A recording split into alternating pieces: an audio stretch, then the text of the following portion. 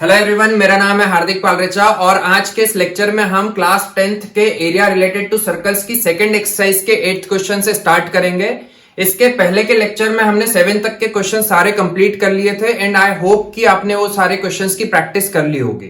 तो स्टार्ट करते हैं 8th क्वेश्चन से। देखते हैं 8th क्वेश्चन में क्या दिया है। A horse is tied to a peg at one corner of a square shaped grass field of side 15 metre by means of a 5 metre long रोप।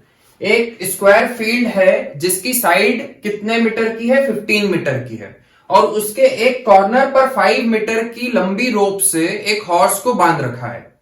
ठीक है, तो यहां पर आपसे पूछा गया है find the area of that part of the field in which the horse can graze. तो आपको यह बताना है कि हॉर्स जिस जिस एरिया में ग्रेजिंग करेगा तो वो कितना एरिया होगा, वो एरिया आपको फाइंड करना है। तो यदि 5 मीटर लंबी रोप से हमने हॉर्स को बांध रखा है तो हॉर्स जो एरिया कवर करेगा, वो जो शेप बनेगा वो कौन सा शेप होगा? एक सेक्टर होगा और उस सेक्टर की रेडियस कितनी होगी? 5 मीटर।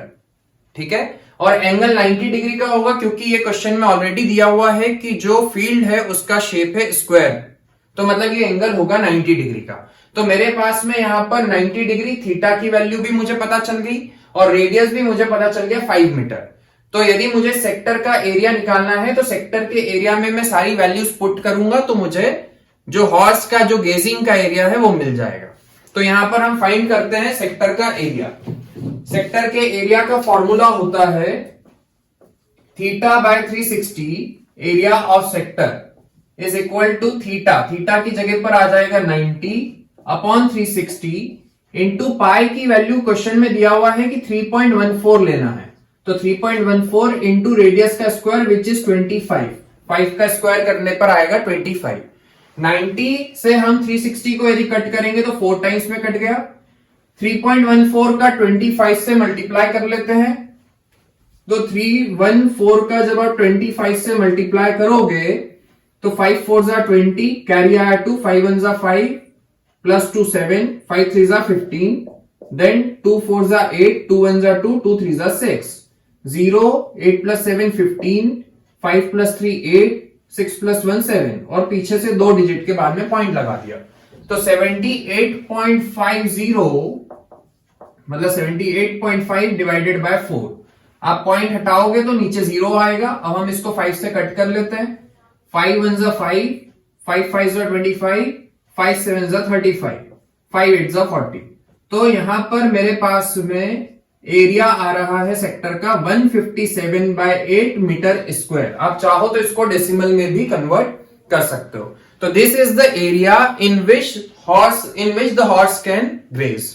ठीक है, अब इसी में सेकेंड पार्ट में आपसे पूछा गया है कि find the increase in the grazing area if the rope were 10 metre long instead of 5 metre long.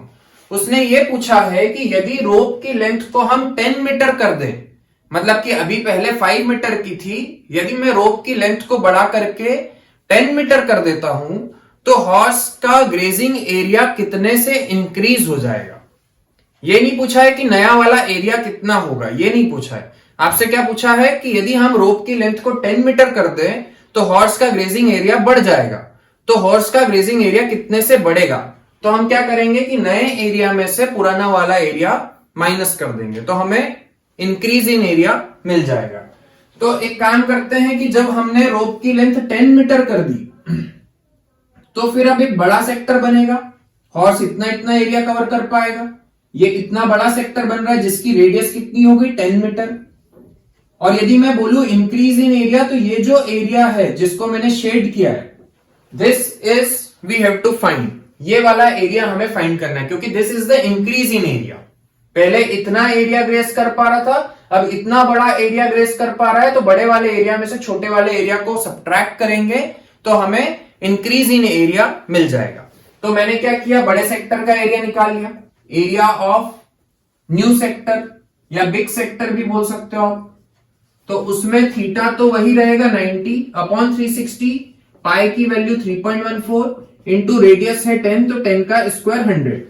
90 4 जा 360, 4 से यदि मैं इसको काटता हूं तो 25 टाइम्स में कट जाएगा। 25 का जब आप 3.14 से मल्टीप्लाई करोगे तो कितना आएगा 78.5। डेसिमल हटाया, नीचे 0, 10 आ गया। इसको हम काट देते हैं, तो यदि 5 से काटें तो 5 2 जा 10,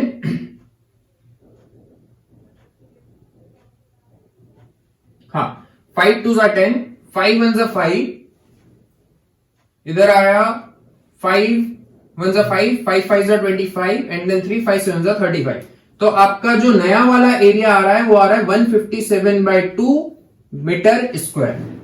ये आपका बड़े सेक्टर का एरिया आ गया और ये पुराने सेक्टर का एरिया था। बड़े सेक्टर के एरिया में से हम छोटे सेक्टर का एरिया माइनस करेंगे तो हमें चेंज इन एरिया मिल जाएगा, इंक्रीज इन एरिया। तो इंक्रीज इन एरिया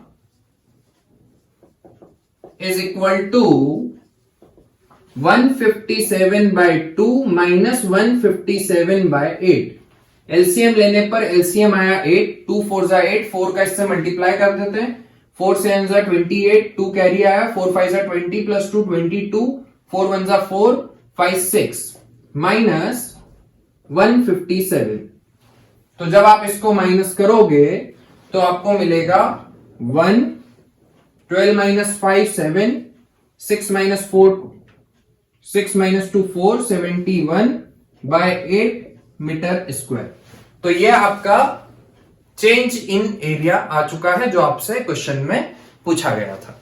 ठीक है, अब इसके बाद में 9th क्वेश्चन पढ़ते हैं।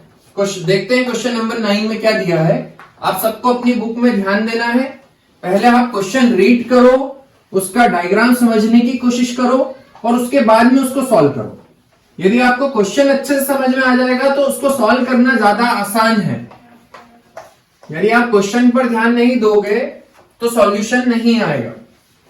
क्वेश्चन नंबर 9 देखो क्या दिया है 9th क्वेश्चन में। A brooch is made with silver wire in the form of a circle. Brooch का मतलब क्या होता है, बैच। जो हम यहां पर बैच लगाते हैं उसको ब्रूच भी बोला जाता है। तो एक ब्रूच है जो कि एक सर्कुलर शेप में है, सर्कल के शेप में है, जिसका डायमीटर कितना है 335 mm। ठीक है, यहां पर मैं डायग्राम बना देता हूं। मान लेते हैं कि ये हमारा ब्रूच है और इस ब्रूच का जो डायमीटर है वो है 35 mm। ये सेंटर है, डायमीटर आ गई 35 mm। आगे क्या दिया है, the wire is also use in making 5 diameters which divide the circle into 10 equal sectors. ये जो ब्रूच जो बनाया है, ब्रूच का जो सरकमफ्रेंस है वो तो सिल्वर के वायर का है ही, और सिल्वर का वायर यहां पर कहां पर यूज हो रहा है कि ब्रूच के अंदर कितनी डायमीटर्स है, 5 डायमीटर्स है। तो जो 5 डायमीटर्स है वो भी सिल्वर के वायर की ही बनी हुई है। ठीक है, तो मैंने यहां पर अंदर 5 डायमीटर्स बना ली। 2 3 4 एंड 5। काउंट कर लेते हैं 1 2 3 4 5 डायमीटर्स यहां पर मैंने बनाई है। और जब मैंने इस सर्कल में 5 डायमीटर्स बनाई तो पूरा सर्कल कितने सेक्टर्स में डिवाइड हो गया है, 10 सेक्टर्स में। आप काउंट करोगे तो 10 सेक्टर्स आपको मिलेंगे, 1 2 3 4 5 6 7 8 9 10। तो पूरा सर्कल 10 इक्वल सेक्टर्स में डिवाइड हो गया है। अब आपसे पूछा गया है, तो यहां पर देखो सिल्वर का वायर कहां कहां पर लगा हुआ है। एक तो सर्कल की सरकमफ्रेंस जो वो सिल्वर के वायर की है, और अंदर जो 5 डायमीटर्स हैं वो भी सिल्वर के वायर के हैं। ठीक है, सिल्वर के हैं। तो यहां पर आपसे पहले पार्ट में पूछा गया है, find the total length of the silver wire required. आपको यह बताना है कि इस ब्रूच को बनाने के लिए टोटल कितना वायर यहां पर लगा है। ठीक है, मुझे क्वेश्चन में क्या क्या दिया हुआ है। एक तो मुझे क्वेश्चन में दिया है उसकी डायमीटर 35 mm है, तो रेडियस हो गई 35/2 mm। ठीक है, हम निकालते हैं the length of silver wire required. तो जिसमें क्या क्या आएगा, एक तो सिल्वर का वायर सरकमफ्रेंस पर लगा हुआ है, तो मैं सर्कल की सरकमफ्रेंस निकाल लेता हूं। सर्कल का सरकमफ्रेंस होता है 2πr प्लस 5 डायमीटर जो है वो भी सिल्वर के वायर की है। तो एक डायमीटर की लेंथ है 35 mm, तो 5 डायमीटर्स की कितनी हो जाएगी 5 इंटू 35। तो ये जो टोटल सम आएगा इतना वायर सिल्वर का लगेगा ब्रूच को बनाने के लिए। ठीक है, अब यहां पर क्वेश्चन में पाई की वैल्यू क्या ली है, यहां पर क्वेश्चन में नहीं दिया पाई की वैल्यू, तो आपको पाई की वैल्यू लेनी है 22/7। रेडियस है 35/2, तो ये हो गया 35/2 प्लस 35 का जब मैं 5 से मल्टीप्लाई करूंगा तो मुझे मिलेगा 175। 5 5 25, 5 3 15 प्लस 2 17। ये 2 से ये 2 कैंसिल हो गया।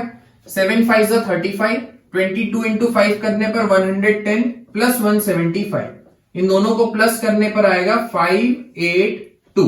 285 मिलीमीटर सिल्वर वायर की रिक्वायरमेंट होगी ब्रूच को बनाने के लिए। ठीक है, तो ये हमारा पहला पार्ट हो चुका है। अब इसके बाद में सेकेंड पार्ट में आपसे पूछा गया है find the area of each sector. आपको हर सेक्टर का एरिया निकालना है। सेक्टर के एरिया का फॉर्मूला होता है θ/360 इंटू πr²। तो मुझे एक तो सेक्टर मतलब कि सर्कल की रेडियस चाहिए, तो रेडियस तो हमारे पास में ऑलरेडी है 35/2 मिलीमीटर।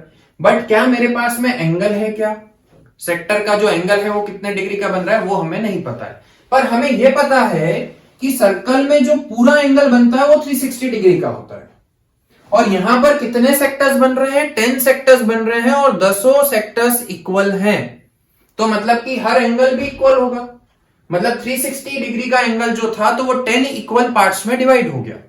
तो एक सेक्टर में जो एंगल बनेगा वो कितने डिग्री का होगा, 36 डिग्री का होगा। तो इसके सेकेंड वाले पार्ट में थीटा जो हो गया 36 डिग्री हो गया। रेडियस तो 35/2 mm दिया हुआ है आपको। अब हम एरिया ऑफ सेक्टर निकाल लेते हैं। तो एरिया ऑफ सेक्टर का फॉर्मूला होता है θ/360, मतलब थीटा की जगह पर 36/360 इंटू पाई की वैल्यू 22/7 इंटू रेडियस का स्क्वायर 35/2 का स्क्वायर, तो 35/2 इंटू 35/2। इसको हम सॉल्व करते हैं, ये 10 टाइम्स में कट गया। 7 5 35, 5 से ये 2 टाइम्स में कट गया। 2 से हमने इसको काटा 11 टाइम्स में। 11 का 35 से मल्टीप्लाई करने पर आएगा 385 डिवाइडेड बाय 4 मिलीमीटर स्क्वायर। तो ये हमारे पास में एक सेक्टर का एरिया भी आ गया। ठीक है, तो इस तरीके से हम सेक्टर का एरिया निकालेंगे।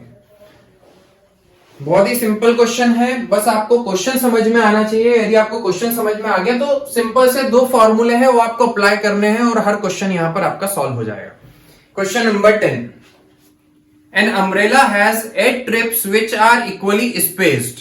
एक अम्ब्रेला है जिसमें 8 ट्रिप्स है। वो जो लोहे की जो ताड़ियां होती है उसको रिप्स बोलते हैं। ठीक है, तो एक अम्ब्रेला है जिसमें 8 ट्रिप्स है और 8 जो रिप्स है वो इक्वली स्पेस्ड है, मतलब हर रिप्स के बीच में जो डिस्टेंस है वो इक्वल है। ठीक है, assuming umbrella to be a flat circle. यदि मैं अम्ब्रेला को ऊपर से देखूंगा तो मुझे एक फ्लैट सर्कल दिखेगा। तो हमने ये मान लिया कि वो अम्ब्रेला एक फ्लैट सर्कल है ऑफ रेडियस 45 सेंटीमीटर, जिसकी रेडियस है 45 centimetre. Find the area between the 2 consecutive ribs of the umbrella. तो आपको 2 कॉन्जिक्यूटिव रिप्स के बीच का एरिया फाइंड करना है। देखो, जब हम अम्ब्रेला को देखेंगे तो हमें कुछ ऐसा दिखेगा, उसमें 8 रिप्स हैं। 1 2 3 4 5 6 7 एंड 8। ये 8 ट्रिप्स से मिलकर के अम्ब्रेला बना है। 1 2 3 4 5 6 7 8।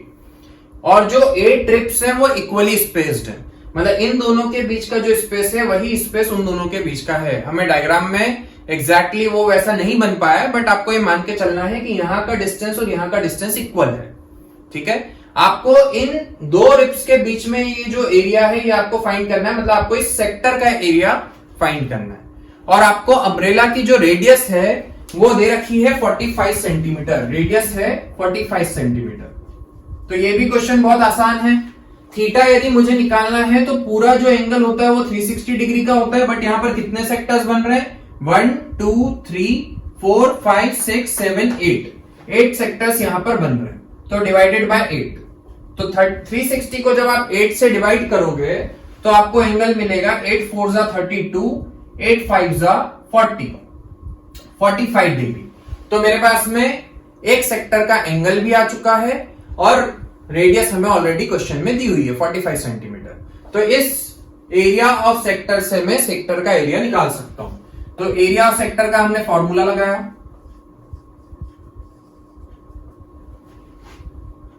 Theta by 360 45 upon 360 into pi. Pi की वैल्यू क्वेश्चन में दी है, नहीं दी है, मतलब कि आपको पाई की वैल्यू लेनी है 22/7 इंटू रेडियस का स्क्वायर। रेडियस है 45, तो 45 इंटू 45 से यदि मैं इसको कट करता हूं तो 8 टाइम्स में कट जाएगा, ठीक है।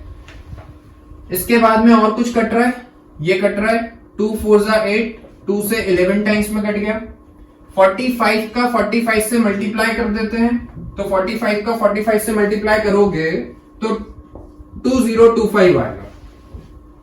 2025 इंटू 11, तो जब मैं 2025 का 11 से मल्टीप्लाई करूंगा तो मुझे मिलेगा 5 5 + 2 7, देन 2 + 0 2, 0 + 2 2 एंड देन 2, ठीक है। 22275 एक बार चेक कर लेते हैं। 11 5 जा 55, 2 जा 22 + 5 27, 11 2 जा 22, करेक्ट है। 22275, तो 22275 divided by 28 centimetre square. This is the, हो सकता है आपको क्वेश्चन का जो आंसर दिया है एनसीईआरटी में वो डेसिमल में दिया हो, तो आप इसको डिवाइड कर लेना, आपका आंसर डेसिमल में आ जाएगा, ठीक है। But this is the area of 1 sector, ठीक है। तो ये क्वेश्चन भी बहुत आसान है, आपको बस एंगल नहीं दिया हुआ था, बट आपको ये दिया हुआ है कि यहाँ पर 8 इक्वल सेक्टर्स बन रहे हैं। 8 इक्वल सेक्टर्स बन रहे हैं, मतलब कि सारे सेक्टर्स में जो एंगल होगा वो इक्वल होगा, और पूरा एंगल 360 डिग्री का होता है, तो 360 डिग्री को हमने 8 से डिवाइड कर दिया, तो मुझे एक सेक्टर का एंगल मिल जाएगा, ठीक है। इसके बाद में 11th क्वेश्चन देखते हैं। 11th क्वेश्चन में दिया है अ कार हैज 2 वाइपर्स। एक कार के विंडशील्ड पर 2 वाइपर्स लगे हुए हैं, ठीक है, विच डू नॉट ओवरलैप, जो कि ओवरलैप नहीं होते, ठीक है। जैसे कि मान लो ये विंडशील्ड है, तो यहां पर एक वाइपर लगा हुआ है जो कि ऐसे ऐसे चलता है इतना, और यहां पर दूसरा वाइपर लगा हुआ है वो भी ऐसे चलता है इतना, ऐसे ऐसे घूमते हैं ना वाइपर, ऐसे ऐसे, तो घूमेगा तो ये इतना इतना एरिया कवर कर रहा है, उधर वाला उतना एरिया कवर कर रहा है, ठीक है। तो दोनों ओवरलैप नहीं हो रहे। वैसे जनरली आप देखते हो कि जो कार के जो विंडशील्ड पर वाइपर लगा हुआ होता है वो एक दूसरे पर ओवरलैप होता है, मतलब ये वाला जो एरिया कवर कर रहा है तो उसमें से कुछ एरिया उधर वाला भी कवर करता है, बट यहां पर आपको क्वेश्चन में मेंशन कर दिया है कि वाइपर्स डू नॉट ओवरलैप, ठीक है। Each wiper has a blade of length 25 centimetre sweeping through the an angle of 115 degree. ये जो वाइपर की जो ब्लेड है इसका जो लेंथ है वो है 25 सेंटीमीटर, ठीक है, और जो एंगल जो वो बना रहा है वो कितना है 115 degree. Find the total area clean at each sweep of the blade. तो आपको बताना है कि दोनों वाइपर मिल करके टोटल कितना एरिया स्वीप करेंगे, मतलब कितना एरिया कवर करेंगे, वो आपको फाइंड करना है। तो यहां पर मैं आपको पूरा क्वेश्चन करके नहीं बताऊंगा, आपको सेक्टर का एंगल भी दिया हुआ है और आपको रेडियस भी दी हुई है। सेक्टर का एरिया आपको निकालना है और उसका आपको 2 से मल्टीप्लाई कर देना है, क्योंकि 2 वाइपर है, क्योंकि आपको टोटल एरिया निकालने का बोला है, ठीक है। तो मैं आपको बस कैलकुलेशन नहीं करूंगा, मैं पूरा वैल्यूज पुट कर रहा हूं। वैसे वो भी करने की जरूरत नहीं है, आप खुद कर सकते हो, बट मैं आपको फिर भी करके दे रहा हूं। थीटा मतलब कि कितना 115 डिग्री बाय 360 इंटू पाई की वैल्यू 22/7, पाई की वैल्यू कुछ भी नहीं दी है क्वेश्चन में, मतलब 22/7 इंटू रेडियस विच इज 25 का स्क्वायर। यह आ गया, एक सेक्टर ने जो एरिया कवर किया वो हमें मिल गया। इसमें हम इंटू 2 कर देते हैं, यहां पर मैं लिख देता हूं टोटल एरिया ऑफ 2 सेक्टर्स, तो इंटू 2 कर दिया। ठीक है, इसको सॉल्व करने पर जो भी आएगा वो हमारा फाइनल आंसर होगा। ठीक है, अब इसके बाद में 12th क्वेश्चन देखते हैं। To warn ships for under water rocks, a lighthouse spread a red colour light over a sector of angle 80 degree to a distance of 16.5 kilometre. एक लाइट हाउस है, आप लोगों को पता होगा कि लाइट हाउस का क्या काम होता है। जैसे कि एक लाइट हाउस है, सी के अंदर होता है, तो यहां से लाइट निकलती है और वो लाइट जो है वो ऐसे ऐसे घूमती रहती है।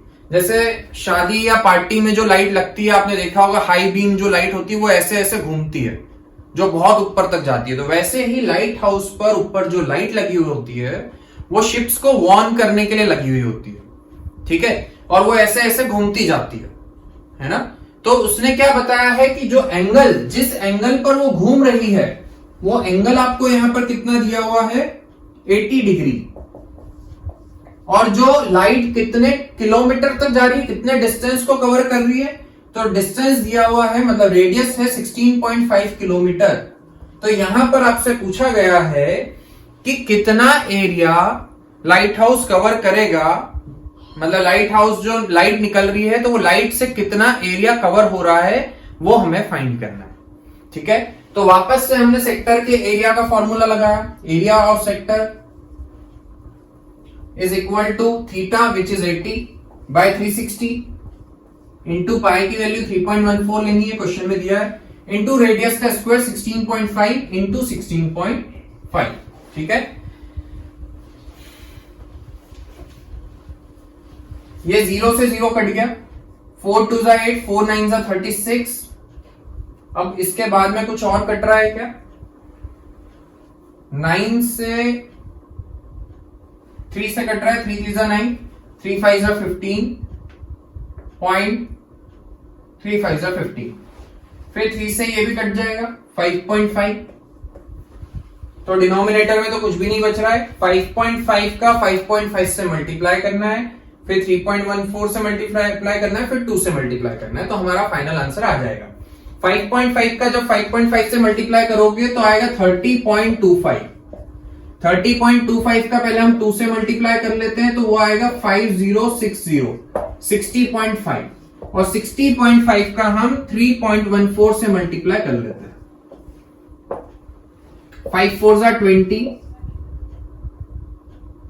6 4 जा 24, then 605, 3 5 जा 15, 3 6 जा 18, 0 7 9 9 8 1, और 2 डिजिट यहां पर, 1 डिजिट वहां पर है, तो पीछे से 3 डिजिट के बाद में डेसिमल, तो 189.97 किलोमीटर स्क्वायर। इतना एरिया शिप जो आपका लाइट हाउस जो है वो कवर करेगी शिप्स को वार्न करने के लिए। ठीक है, एक बार वापस से कैलकुलेशन देख लेते हैं। 0 से 0 कट गया, 4 2 जा 8, 4 9 जा 36, 3 3 जा 9, 3 5 जा 15, 3 5 जा 15, फिर 3 5 जा, ठीक है, 5.5 का स्क्वायर करेंगे तो 30.25 आएगा, उसका 2 से मल्टीप्लाई कर दिया, करेक्ट है। 60.5 का 3.14 से मल्टीप्लाई करने पर ये आ रहा है, मतलब इतना एरिया कवर होगा। ठीक है, now the next question is question number 13। Segment का एरिया यहां पर हमें निकालना पड़ेगा।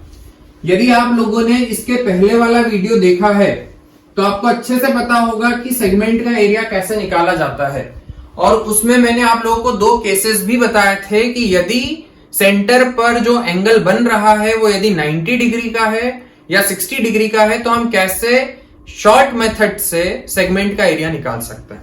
और यदि नहीं देखा है तो पहले आप वो वीडियो देखो तो आपको ज्यादा अच्छे से समझ में आएगा। क्या बताया है क्वेश्चन में, अ round table cover has 6 equal designs is shown in figure 12.14। एक टेबल कवर है जिसमें 6 इक्वल डिजाइन्स बन रही है। कैसे बन रही है देखते हैं। हेक्सागन बना हुआ है एक अंदर,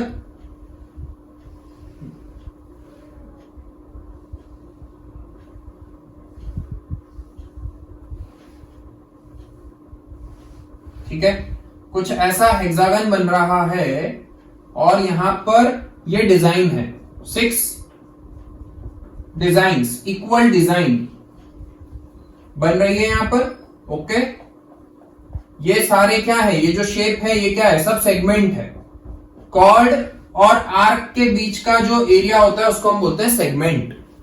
okay, if the radius of the cover is 28 centimetre, यदि सर्कल की जो रेडियस है वो 28 सेंटीमीटर है, this is 28 centimeter, then find the cost of making the design at the rate of 0.35 per centimeter square। तो हमें यह बताना है कि डिजाइन को बनाने में कितना पैसा खर्च करना पड़ेगा, क्या कॉस्ट आएगी, यदि पर सेंटीमीटर स्क्वायर की कॉस्ट कितनी है, 0.35 रुपीज।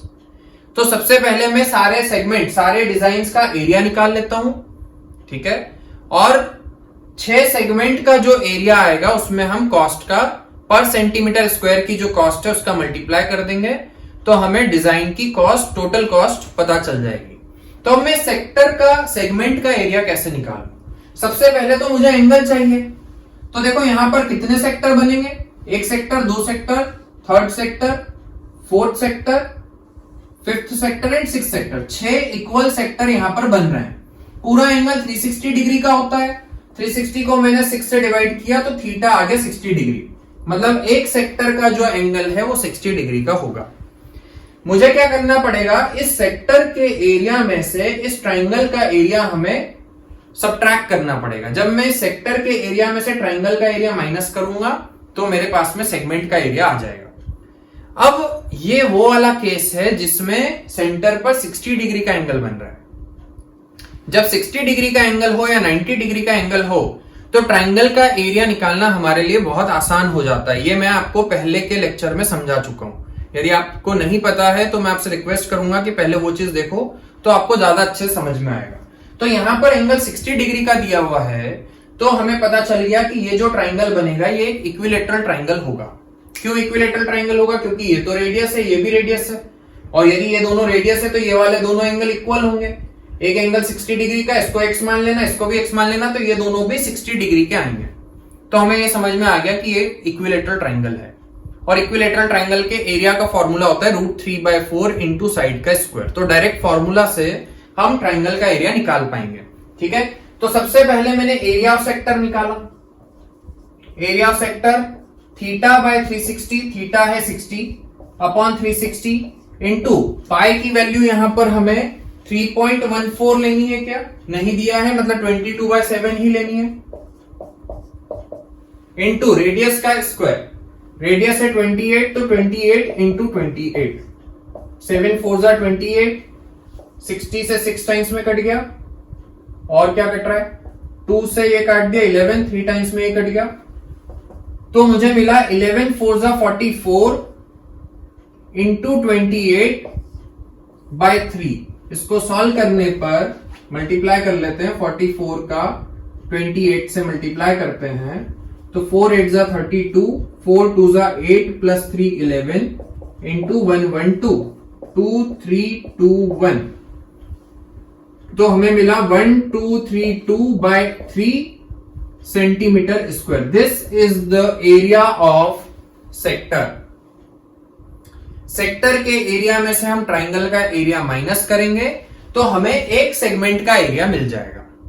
एक सेगमेंट का एरिया आ गया, उसका हमें 6 से मल्टीप्लाई करना पड़ेगा, क्योंकि ऐसे कितने सेगमेंट बन रहे हैं, 6 सेगमेंट बन रहे हैं। 6 सेगमेंट का एरिया आ गया, फिर उसमें हम पर सेंटीमीटर स्क्वायर की जो कॉस्ट है उसका मल्टीप्लाई कर देंगे, तो हमें टोटल कॉस्ट भी मिल जाएगी। तो मैं निकालता हूं एरिया ऑफ ट्राइंगल।